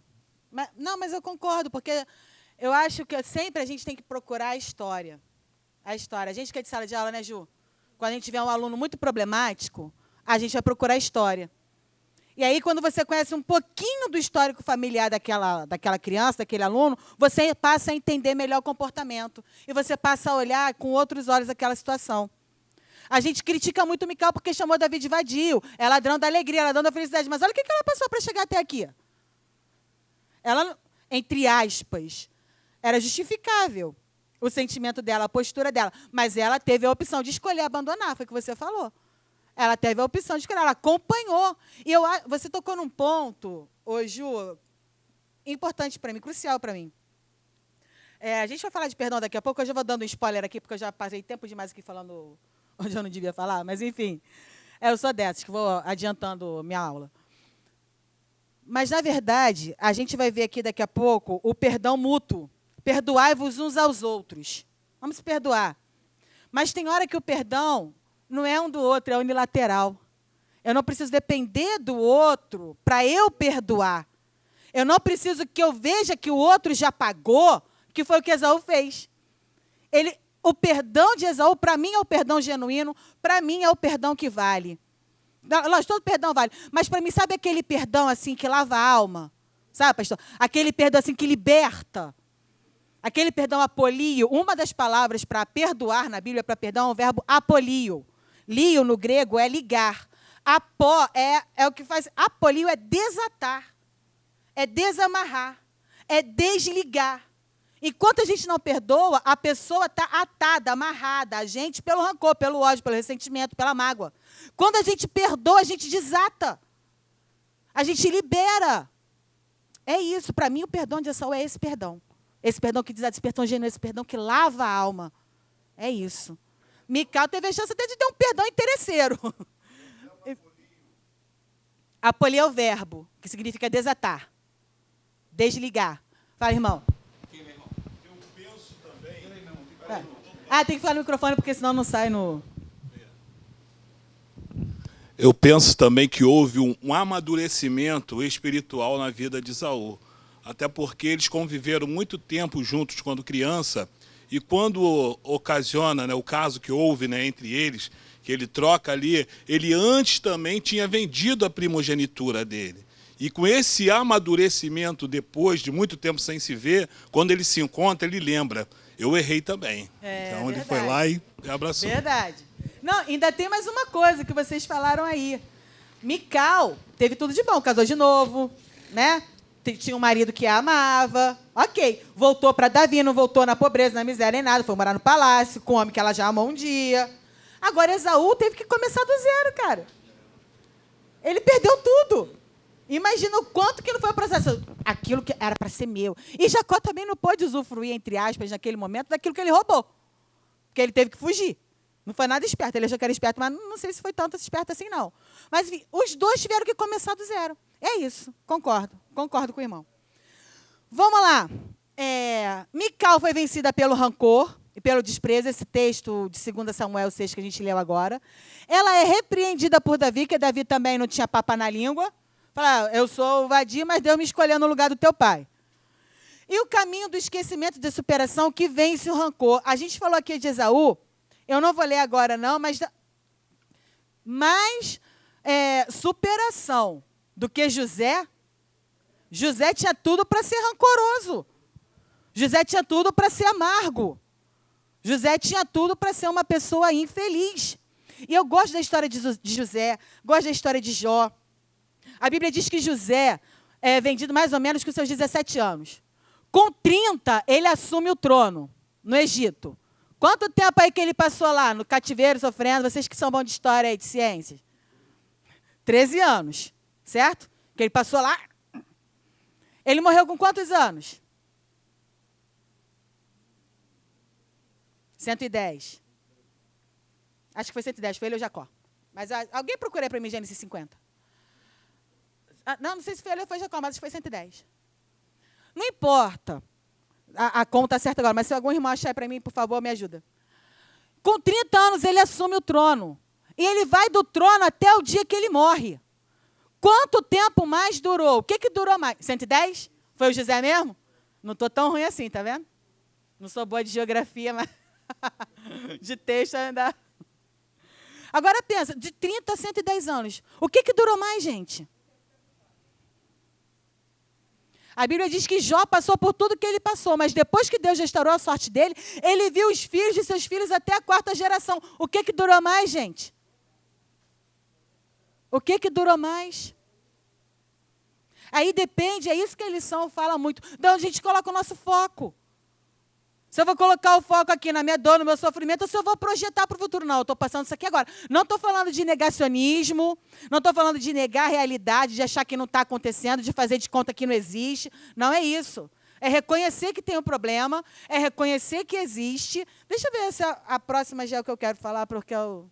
Não, deixa eu botar aqui rapidinho, que eu volto. Depois eu volto lá no outro. Olha o cenário de Josafá. Por isso que eu não gosto desse evangelho triunfalista, de falibilidade. Só vitória, só vitória, só vitória. Gente, eu tenho um defeito. Quando está tudo bem, eu estranho. Mas isso é errado. Eu não acho que é certo, não. Eu acho errado. Eu preciso melhorar isso. Porque a Bíblia fala, goza o dia da prosperidade e da adversidade, que Deus fez um e outro. No dia da prosperidade, goza o bem. Não é você ficar pensando, esperando que vai acontecer alguma coisa, não. Está errado, eu estou errada. Mas quando está tudo bem, eu digo, não é possível. Nenhuma luta, nenhum problema. Não, tem alguma coisa errada. O diabo está feliz comigo. Não, mas... Porque, gente, é punk. É punk. E eu lembro de uma música antiga, os mais antigos vão lembrar, uma música que falava, essa paz que eu sinto em minha alma não é porque tudo me vai bem. Não olha as circunstâncias. Eu não dependo das circunstâncias para estar bem. Eu não dependo das circunstâncias para estar feliz. Tem uma música da pastora Ludmila Ferber que eu amo. O teu amor tem feito a gente dançar no meio do fogo. E é isso. Se o fogo não te consumiu, querido, se não te queimou, vai dançar lá no meio do fogo, assim, a escolha é sua, a opção é sua. Se você vai ser consumido, se você vai ficar chorando, lamuriando, ou se você vai levantar e lutar. Na batalha, faz o quê? Lá em Hebreus 11, 34, acho. Na batalha, a gente se esforça. Esforço é ausência de medo? Uma das orações que eu mais gosto na Bíblia é essa daqui. Não é porque é o nome do meu pai, não, mas é o rei Josafá. Uma das orações que eu mais gosto, vou abrir aqui rapidinho, 2 Crônicas 20. E aí, é disso que eu estava falando, por isso que eu adiantei aí. 2 Crônicas 20. Versículo 3. Não, vou ler do 1, rapidinho, que eu leio assim devagar. Lá no recreio, minha irmã que eu dava aula, Ronaldo, ela ficava assim lá embaixo. Não consigo, irmã Mili, me acompanhe, me acompanhe. Fala. Você tem mais 20 minutos. Infelizmente, na da gravação tem esse negócio. Entendeu? Não, mas a gente, se você puder até fechar em 20, depois a gente pode continuar conversando. Ah, tá. Beleza, beleza. Então, vou fazer isso. Vou dar um estirão e depois a gente... Tá. Mas olha a oração de Josafá. Então Josafá teve medo e se pôs a buscar ao Senhor. E apregou o jejum em todo o Judá. Por que ele teve medo? Versículo 1. Depois disso, os filhos de Moabe, os filhos de Amon, com alguns dos meunitas, vieram à peleja contra Josafá. Então vieram alguns que avisaram a Josafá, dizendo, grande multidão vem contra ti da além do mar da Síria. Se juntou um monte de gente para lutar contra ele. Ele não tinha exército para aquilo tudo. O que acontece? Josafá teve medo e se pôs a buscar ao Senhor. O problema não é ter medo. O problema é que o medo faz com você, o que você faz com medo. Sentir medo é legítimo. Agora, o medo de Josafá impulsionou ele a buscar a Deus. O meu medo me leva a buscar a Deus. Diferente, não sei se eu coloquei aqui em algum lugar. Diferente lá de Juízes capítulo 6. Vêm os midianitas, saqueiam, queimam, destroem toda a colheita do povo de Israel. Quando os midianitas vinham, que o Israel sabia, o que Israel fez? Cavou cova, cavou fenda na rocha, cavou sepultura. Era literalmente o morto-vivo, o Walking Dead, se enterrava vivo para fugir do inimigo. No medo, eu não posso cavar sepultura. No medo, eu busco a Deus. Por isso que eu gosto da oração de Josafá. Ele assume que tem medo. E Deus gosta de quem joga limpo com ele. Deus gosta de quem é sincero. Não tenho medo, só vitória. Não, vou triunfar, só vencer. Não, estou com medo. E o que você vai fazer com medo? Busca Deus. Busca Deus. E Josafá dá outra receita, versículo 12. Ah, nosso Deus, acaso não executarás tu o teu julgamento contra eles? Olha o que ele fala. Em nós não há força para resistir a essa grande multidão que vem contra nós. Não sabemos o que fazer. Gente, eu amo isso. Eu amo isso na Bíblia. Não tenho força, não sei o que fazer, mas os meus olhos estão em ti. Meu olho não está na minha fraqueza, meu olho não está na minha falta de rumo. Meu olho está em Deus. Não temos força para resistir. Não sabemos o que fazer, porém os nossos olhos estão em ti. É a gente que escolhe onde a gente vai focar o nosso olhar. Ou a gente foca no problema, ou a gente foca na solução. Ou a gente foca na guerra, ou a gente foca em Deus. A escolha é nossa. Por isso que eu gosto dessa oração. Ele admite a sua fraqueza, ele admite a sua falibilidade. O fim da história vocês sabem, né? Nessa luta não teria... Eu não vejo isso em outro lugar na Bíblia, não me lembro agora. Se teve alguma luta que a galera... Não, teve sim. Mas eu vou falar do Josafá. Teve sim, lembrei. E que nessa luta vocês vão ter que pensar. Pensa num exército armado para a guerra e Deus fala, não luta, fica parado. Eu tenho essa dificuldade, gente. Se eu estiver na guerra, eu quero ir para o fight. Eu vou para o pau. Se Deus falar para mim, fica parada vendo o livramento, eu vou ficar... É prova, falar para ele ter que ficar parado. Mas falou isso para Josafá. Mas isso mesmo que tu sabe que não. vai apanhar, né? Tu já vai se movimentando para poder fazer jus. O chegador fica aqui paradinha, cantando. Ah, vá. Não vou. Mas Deus só fala isso para Josafá. Ficar parados e ver de livramento. Porque tem vezes, no campo de batalha, a gente precisa ter esse discernimento. Que na hora da guerra é ficar parado. É ver o livramento que Deus vai dar, não é pela nossa força, não é pelo nosso braço. É isso. Voltando aqui um pouquinho, a janela do pessimismo. A gente conhece a história, gente, Números 13. O relatório dos 12 espias. Foram 12 lá espiar a terra. 10 voltam com relato o quê? Pessimista. Chamei de síndrome do gafanhoto, que é assim que o pessimista se vê. Não, eles olham para a gente e vê gafanhoto. A percepção que ele tem do que os outros acham dele. Não, ele olha para mim e me acha gafanhoto. E quando eu me vejo diante dele, eu também acho que eu sou um gafanhoto. Gente, eles vieram com caixa de uva que 2 pessoas tiveram que carregar. Ninguém falou, olha só, gente, aqui que maneiro, a uva que tem lá. A terra, não, o que está bom não existe, não importa. O que importa é que ela tem gigante. O que importa é que a gente aqui não vai conseguir... E esse discurso pessimista contamina todo o arraial. Todo o arraial. Só 2 voltaram com um discurso que eu chamei aqui de a resistência do otimismo. Só Josué e Caleb. O pessimismo leva à murmuração. Quando chega lá os 10 espias falam, olha só, não dá, perdemos, vamos voltar. É isso que eles falam. Vamos levantar um líder e voltar para o Egito. Depois de abrir Mar Vermelho, depois de 10 pragas, depois de morrer primogênito. Olha o poder de alcance do pessimismo. Todo mundo quis voltar. E isso levou à murmuração. E eu coloco já aqui um pouquinho à frente que Deus reage à murmuração. Fala no microfone, por favor, irmão, por favor. Eu estava falando aqui a besteira, o Vaninho falando, Vaninho, o pessimismo tem a força do mau hálito. Quando você conversa com uma pessoa com mau hálito, ela vai andando para trás. Não é? À medida que a pessoa, é verdade, à medida que a pessoa fala contigo, você vai retrocedendo. Então é isso. É isso. Não é? Meio metáfora da Dilma.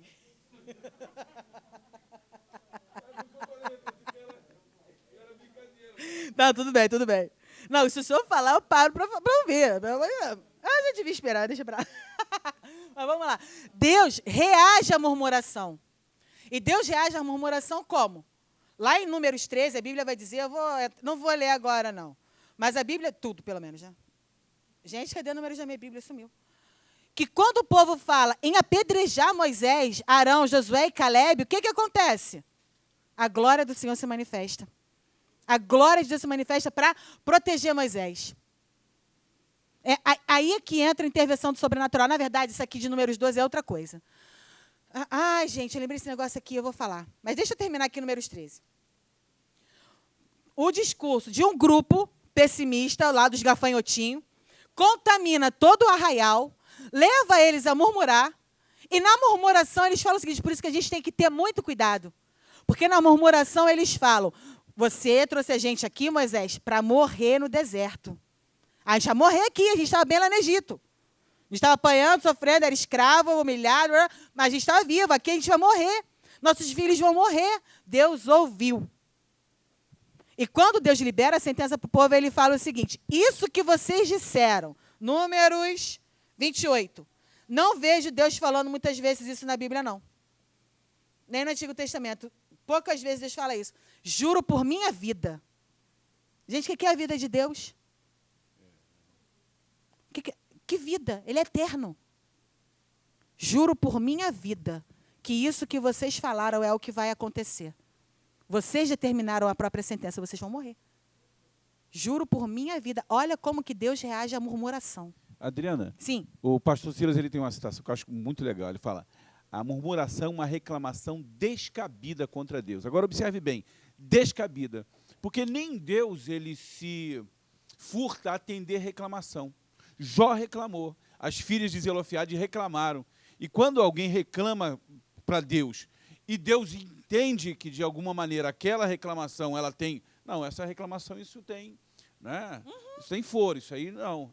Deus para ouvir. E responde. E responde. E responde positivamente Gideão. Gideão está lá malhando trigo, lá em Juízes 6 que eu falei.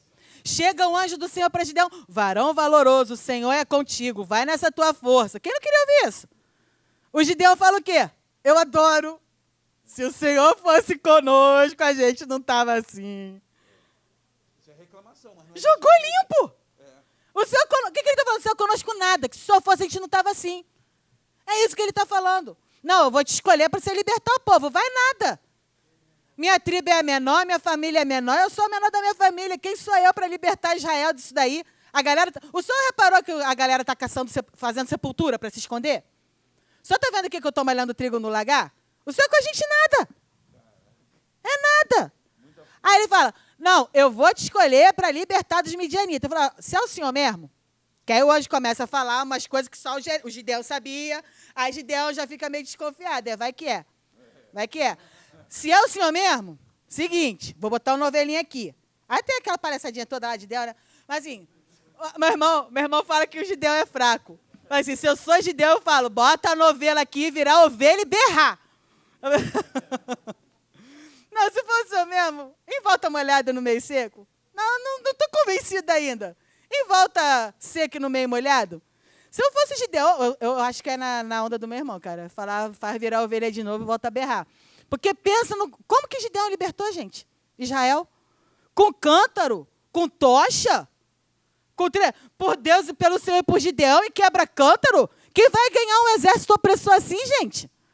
Ele tinha razão. Ele não sabia, mas ele tinha razão. Imagina se ele não vai tendo certeza que era Deus. Do jeito que ele era. Se ele não tem certeza que foi Deus. Se Deus não satisfaz a necessidade de Gideão. É isso que eu estou dizendo. Reclamar, entre aspas, não é murmurar. É jogar limpo com ele. É jogar limpo. Não acredito. Aí Deus convence Gideão. Deus se dá o trabalho. Se é Deus, se eu sou Deus, fala, não quer não, Gideão, então manda, vai ali para o próximo. Porque para Esté foi isso. Esté, você foi colocada lá para isso. Mas se você não quiser, Deus levanta outro. Com Gideão, não. Gideão, Deus convence. Gideão, Tomé, Pedro, esses caras todos que perguntam, que questionam, não é porque ele é incrédulo, é porque ele quer acreditar. Mas ele não se satisfaz com qualquer argumento. Ele precisa ir mais fundo. Precisa cavar mais. E é isso. Eu nem ia falar isso agora, mas eu lembrei, eu vou falar. Eu já passei por muita coisa, gente. Muita coisa. Vou passar da murmuração, só para não me perder aqui. Mau humor, a gente já falou mau humor, né? Amical, murmuração, os 12 espias lá, os 10 chato pra caramba.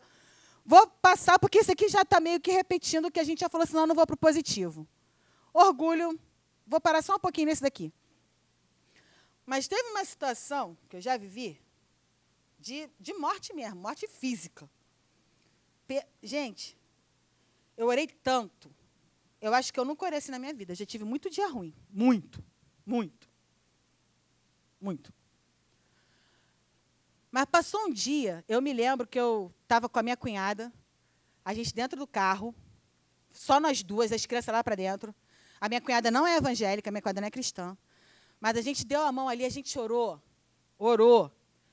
Eu não me lembro de ter orado assim na vida, tantas vezes. Acho que umas 2 ou 3 na vida eu orei do jeito que eu orei naquele dia. E a pessoa morreu.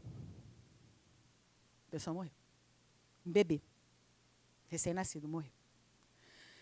E aí, mano, pensa. Fiquei igual o Gideão. Eu já passei dessa fase. Eu estou contando isso aqui para vocês porque isso me edificou, pode edificar vocês também. Estou contando uma experiência só por isso. Eu já passei dessa fase de ficar, ai, por que Deus? Aí vem as pessoas e falam, você não tem que perguntar por quê, tem que perguntar para quê. Mano, para mim é a conjunção causal e final. Não faz diferença nenhuma, não me consola em nada. Por quê e para quê? Estou sofrendo do mesmo jeito. Já passei dessa fase. Por quê, Deus? Por quê? O que eu quero com isso? Qual é o seu objetivo? Mano, estou sofrendo. Estou que nem Gideão. Se o senhor fosse com a gente... E aí eu, orando, falei com Deus, o que custava o senhor curar? Não custava nada. Não ia mudar em nada o senhor aí na eternidade. Não ia afetar o senhor na eternidade se eu ter curado, mas ia mudar a vida de todo mundo aqui embaixo. Não custava nada o senhor ter curado. Falei assim mesmo, que eu sou abusada. Custava nada o senhor ter curado. Não ia mudar em nada para o senhor, mas o senhor agora está todo mundo aqui sofrendo porque o senhor não curou. Mas, como eu já passei dessa fase, né, como diz a música, não compreendo os teus caminhos, mas te darei a minha canção. Deus, não estou entendendo nada. Eu sei que o senhor podia ter feito isso. Eu não sei nem o que te perguntar, porque eu não estou entendendo nada. Eu não sei nem o que eu te pergunto. Por que o senhor não curou? O que custava o senhor ter curado? Eu estou tão perturbada com isso que está acontecendo, que eu não sei nem que pergunta que eu faço para o senhor. Aí Deus falou, então a pergunta certa, quem vai te fazer sou eu. Eu só falava assim para Deus, por que esse não? Esse não custava, para que esse não? O que o senhor vai ganhar com esse não? Deus falou para mim, Deus está orando, que esse diálogo você tem na oração. Se você não tem uma vida de oração, você não vai entender o que eu estou falando. Deus se virou para mim e falou assim, então, Adriana, a pergunta certa, quem vai te fazer sou eu. Mesmo depois desse não, você ainda é capaz de me amar como você me amava antes? Gente, Deus, Ele gosta disso. Ele desmonta as nossas fortalezas, Ele faz desabar as nossas barreiras, as nossas resistências. Eu falei, Deus, eu te amo, independente. Eu te amo. Pedro nega Jesus 3 vezes. Jesus se reencontra com Pedro e só pergunta, você me ama? Ele não cobra nada. Ele só quer saber se ainda tem amor. Se por trás daquela coisa ainda tem amor. Adriana, mesmo depois desse não, você ainda é capaz de continuar me amando? É isso. Independente de eu entender o que está acontecendo, independente de Deus ser favorável ou não a mim, independente de quando Ele vai satisfazer o desejo do meu coração, eu ainda assim amo a Deus. Eu amo a Deus acima das circunstâncias. É muito fácil falar a gente falar que ama a Deus. Com todo o nosso coração, com toda a nossa força, com todo o nosso entendimento, que a gente cumpre o primeiro mandamento. Amar a Deus é muito fácil falar, mas difícil é você amar a Deus quando você toma um não desse do céu. Um não de morte. E você... É só amor, Deus, que o Senhor quer? Eu tenho amor para te dar. É isso. De tudo que a gente... De orgulho, de tudo isso com que a gente é ferido. De todo esse tipo de sentimento que a gente tem que suportar. Que a gente tem que superar. Se não sobrar amor, se não tiver amor, vai ficar igual Mical, presa pelo rancor. Amor. Se não guardar mais nada do que eu falei aqui hoje, guarda isso. Se depois disso tudo, você ainda tem amor, é isso. É só isso que Deus quer, para começar a fazer a obra dele na nossa vida. O orgulho... Conseguiu? Gente, eu estou gostando porque não tem aquela coisa de acabar 9h30. Vamos ficar aqui até... É 9h30? É 9 horas que acaba? Ainda tem 8 minutos. Não me rouba, não. Pausa o cronômetro. Vou parar aqui 1 minutinho na janela do orgulho. Eu já estou caminhando para o final mesmo. Olha, eu gosto dessa passagem aqui de Deuteronômio 8. Deuteronômio 8, do 11 a 17. Que quando Deus vai instruindo o povo, quando vocês chegarem lá na terra, que eu prometi a vocês, e vai dando instrução. Quando você chegar lá, você reconhece que tudo isso que você conquistou, fui eu que dei.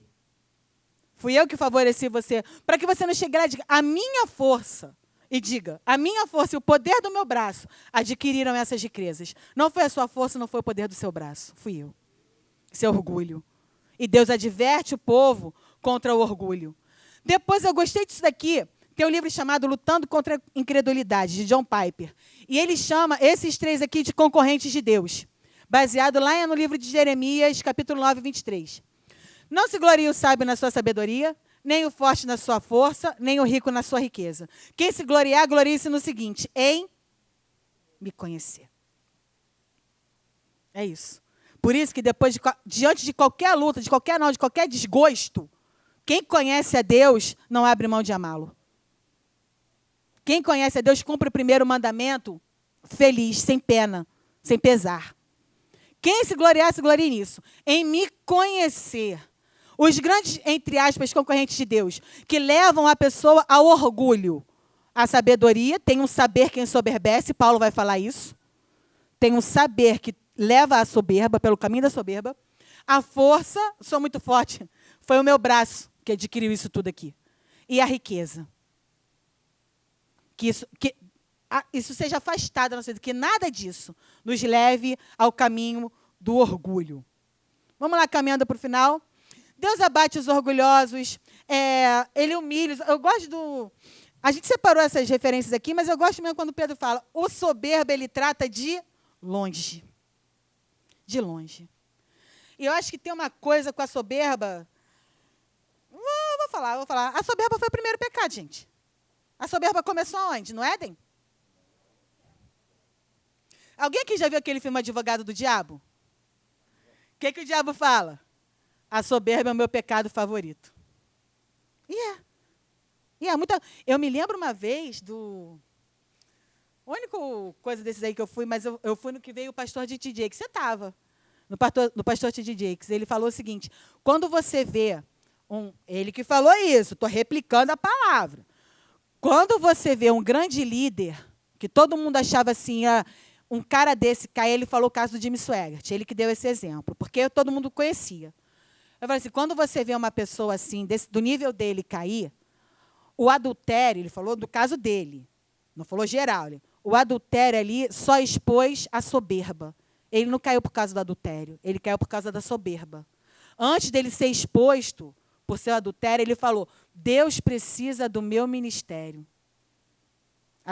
Muita coisa de pecado começa na soberba. Quando vem a gente fala muito da era de Ornã. Não vou oferecer a Deus nada que não me custe sacrifício, tal. Mas como que começou o erro de Davi? Na soberba. Começou a se achar demais, começou a querer confiar no braço. Não, tem um povo pra caramba aqui, não preciso mais de Deus. E ele foi castigado por causa disso. A soberba. Por isso que quando Deus tem que lidar com o soberbo, é de longe.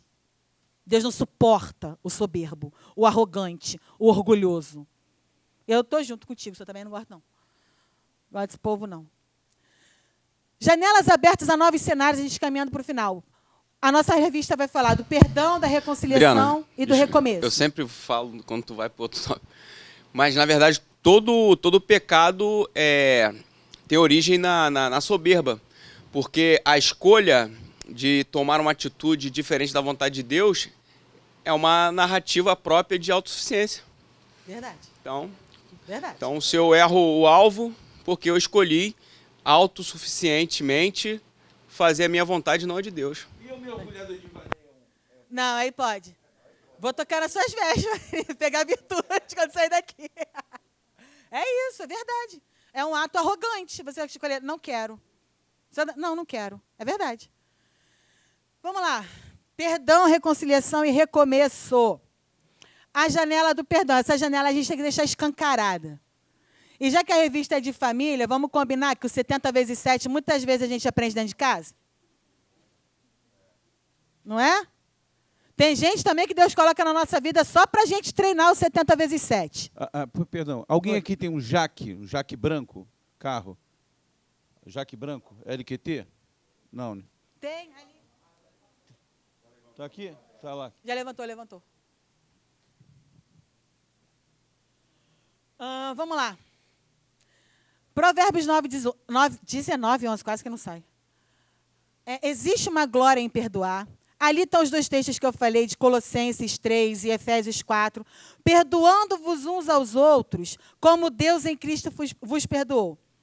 Perdão mútuo, assim como o Senhor vos perdoou, lá em Colossenses 3.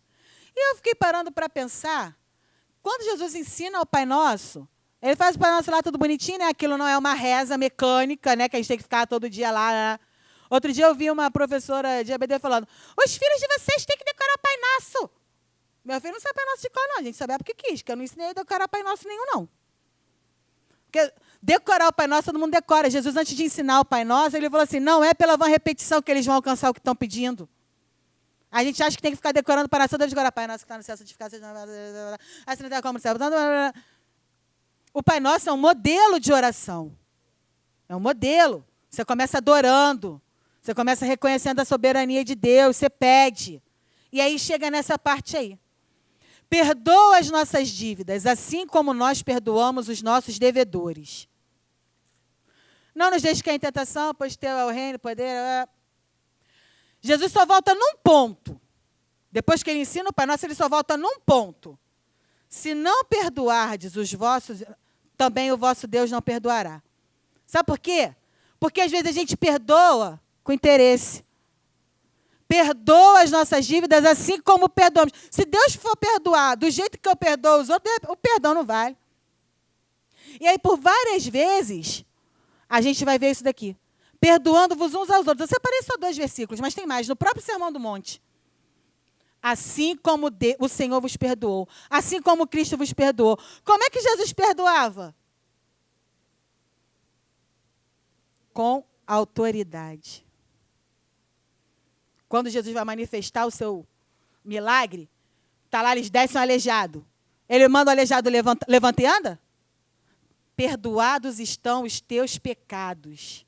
Quem é esse que tem autoridade para perdoar? Quem está achando que é para perdoar pecados dos outros? O que é que Jesus fala? Para vocês saberem que eu tenho autoridade, para que vocês saibam que o Filho do Homem tem autoridade para perdoar e para curar. Primeiro veio o perdão. O perdão precede a cura. E Jesus perdoava com autoridade. E tem muitas vezes que se você não tiver autoridade de Deus na sua vida, você não perdoa, não. Se você não tiver perdão de Deus na tua vida, não tiver temor, você não perdoa, não. Se você não compreender a dimensão do perdão que te alcançou, você não perdoa, você fica preso no orgulho. A partir do momento que a gente entende a dimensão do perdão que alcançou a gente, liberar perdão é fácil. Ficar retendo perdão é perda de tempo, a gente ser corrosivo. Libera o perdão, dói muito. Ah, mas é difícil. Eu sei. Eu sei, perdoar é coisa para gente grande. Perdoar é para crente. Pessoal, não, é difícil. Tem coisa que é difícil perdoar. Senhor, pois não, pastor.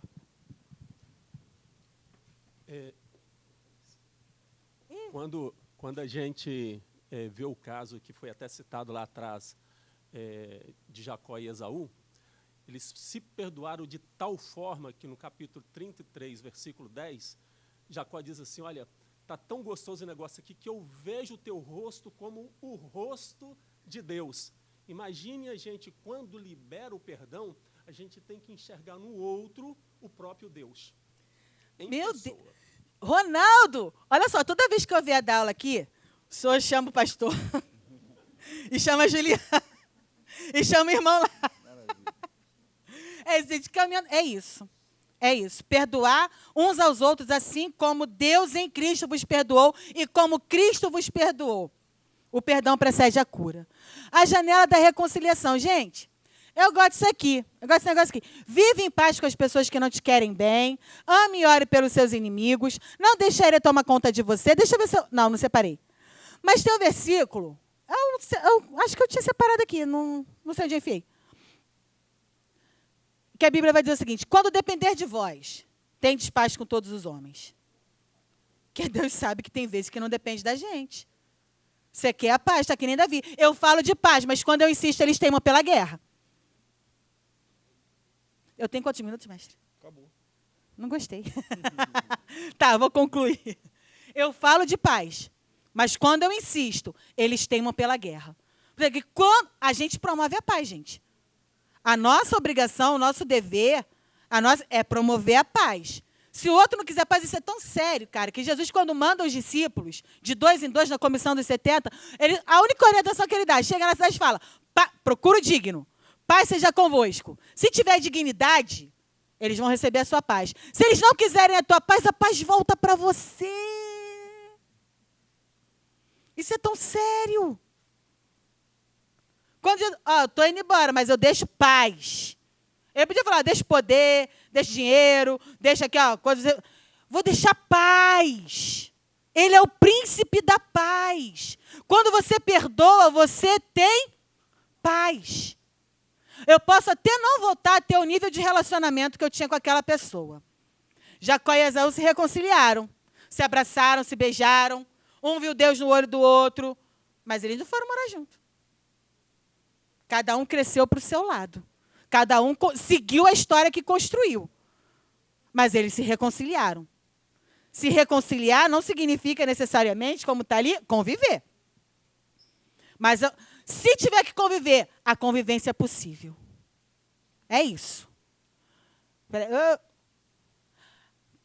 Essa é a última. Para encerrar, a janela do recomeço. Adoro. É isso. Porque a gente vive de recomeço. Deus é um Deus especialista em segunda chance.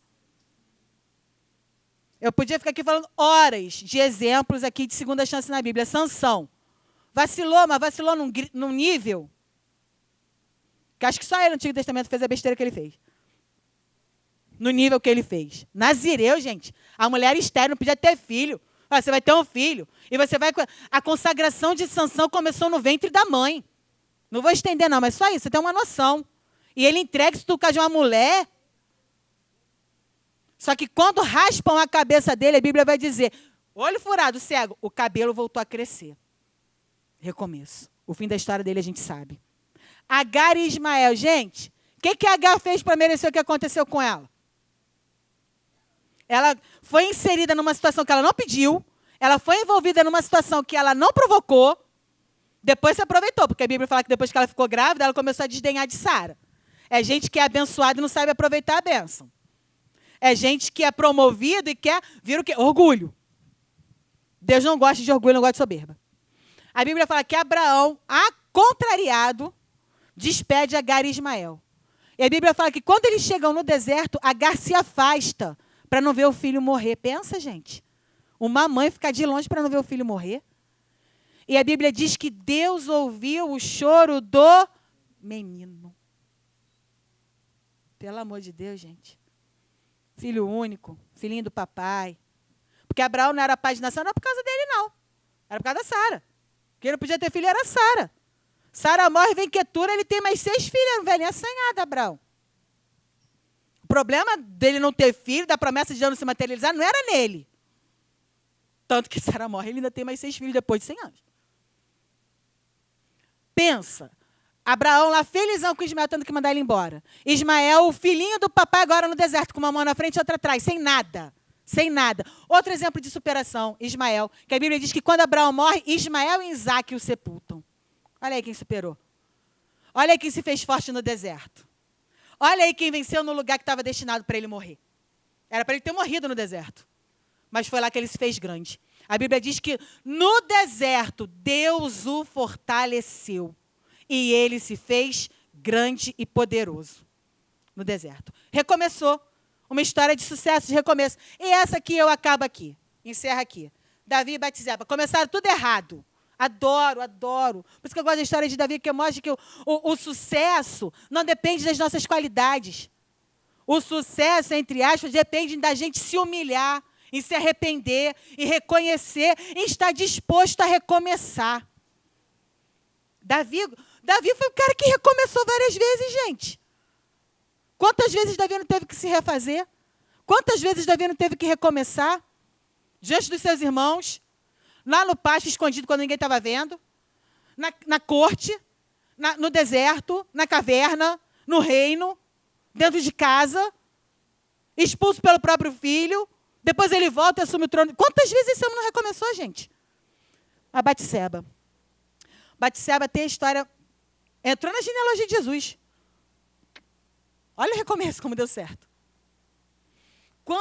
Para mim, uma das histórias mais incríveis da Bíblia é a história de Batseba. A mulher está casada, o marido está na guerra, o rei botou olho nela, ela vai lá, né? Fica grávida, ela não é boba nem nada, podia ficar quietinha, manda avisar Davi, estou grávida, e agora? Davi vai lá, manda chamar Urias também, né, gente? Né? Eu entendo Batseba um pouco, não estou passando a mão na sua cabeça, não. Mas eu entendo um pouco. O cara vem da guerra, a mulher está lá sozinha esperando ele. Ele não entra em casa para ficar com a mulher, gente. Porque os coleguinhas estão na guerra. E a mulher dele. É honroso. Eu acho admirável a atitude dele, mas a mulher estava lá, a mulher também merecia a atenção dele. Enfim, Batseba tem um filho de Davi, esse filho morre. A gente conhece a história. Só que depois que esse filho morre, a Bíblia vai dizer lá em 1 Samuel, capítulo 12, que depois que o filho morre, ela concebe de novo. E nasce quem? Salomão. É quando a Bíblia é bonita, depois você lê isso. Vai dizer assim, e nasceu Salomão, e o Senhor o amou. Recomeço. Alguém que teve uma segunda chance soube aproveitar. Porque tem gente que tem segunda chance, tem a chance de começar tudo de novo, mas não consegue. Mical teve a chance de começar tudo de novo. Não conseguiu. Que Deus nos ajude essa noite. Passa aqui para a conclusão, só para a gente fechar aqui. Ainda dá tempo de, depois de tanta dor, descobrir as alegrias. Verdade, Batseba viveu isso. Perdoe, reconcilie-se, recomece. Isso tudo aqui é a frase da nossa revista. O triunfo do amor está em caminhar juntos e cultivar novos sonhos, depois de o mal ter passado. Quando o dia mal acabar, quando o dia mal for embora, quando o mal passar, sonha de novo, caminha junto. Viva a bênção do recomeço. Vivam a bênção da reconciliação. Vivam a bênção, a liberdade que o perdão traz. Que Deus nos guarde, que Deus nos ajude, que Deus nos abençoe. Amém.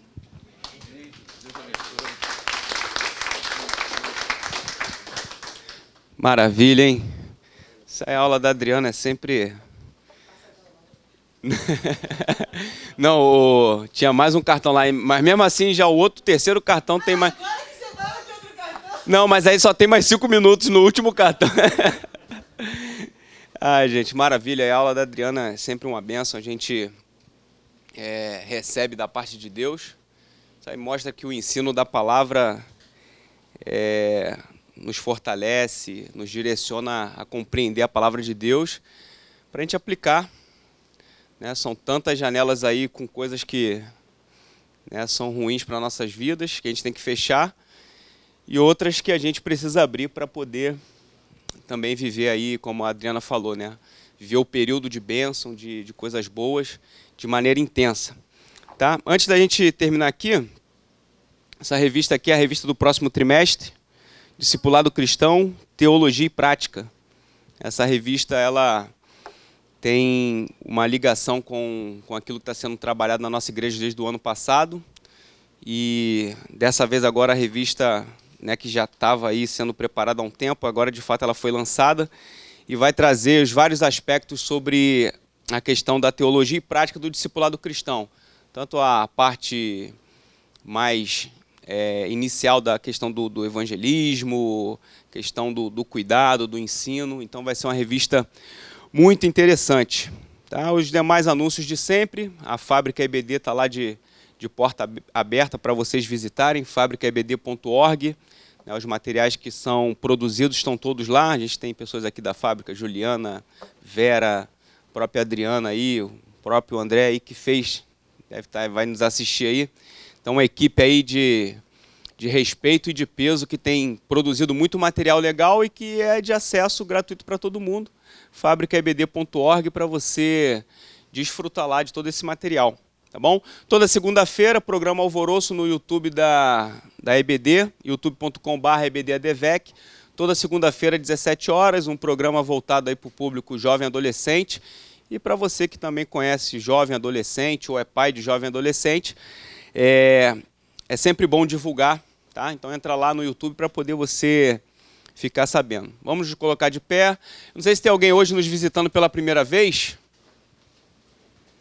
Tem alguém nos visitando pela primeira vez aqui na Bereana? Nome do irmão?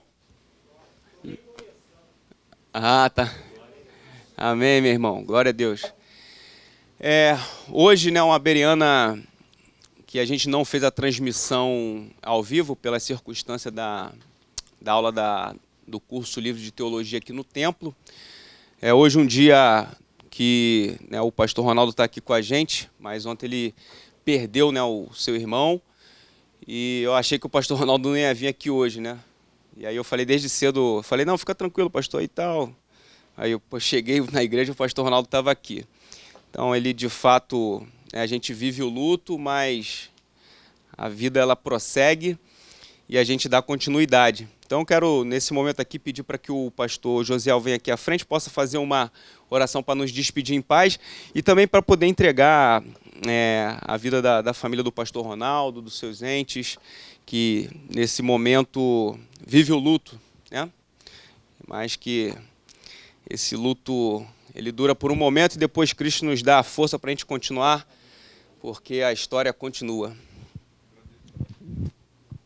Graças a Deus. Vamos orar, agradecer a Deus pela bênção de estarmos aqui. Amado Deus e eterno Pai, exaltado seja, glorificado seja o teu nome para todo sempre, Senhor. Te damos graça por esta riquíssima oportunidade, por esse banquete a qual foi oferecido, por esse alimento, Senhor, que nos edificou e nos fortaleceu. E com certeza a nossa fé foi acrescentada e a nossa maturidade cristã, Senhor Deus, foi consubstanciada pela ministração que a tua serva trouxe aos nossos corações. Agora, Pai, nós queremos também pedir que tu abençoe o teu servo, pastor Ronaldo, e também toda a sua casa, toda a sua família e parentela, que estão vivendo esse momento, Pai, o momento do luto pela perda do seu irmão. Mas ele está aqui firme, Senhor, confiando em Ti, acreditando, Senhor, sabendo que o consolo vem de Ti, ó Espírito Santo. Tu és aquele que nos conforta, que nos consola. Seja, Senhor, o bálsamo para o Teu servo, para a sua casa, para a sua família, e que eles possam passar esse momento, Senhor, mas com a confiança viva em Ti. E todos nós possamos continuar dando brado de vitória, de alegria e de gozo pela vida eterna que Tu já tem nos concedido. Leva-nos em paz, ó Deus, para os nossos lares, livrando cada um do perigo e do mal. Que ao chegar em nossas casas possamos encontrar tudo na mais perfeita ordem, Senhor, e levar conosco tudo que aqui recebemos e ouvimos para a nossa edificação espiritual. Assim oramos e agradecemos em nome de Jesus. Amém.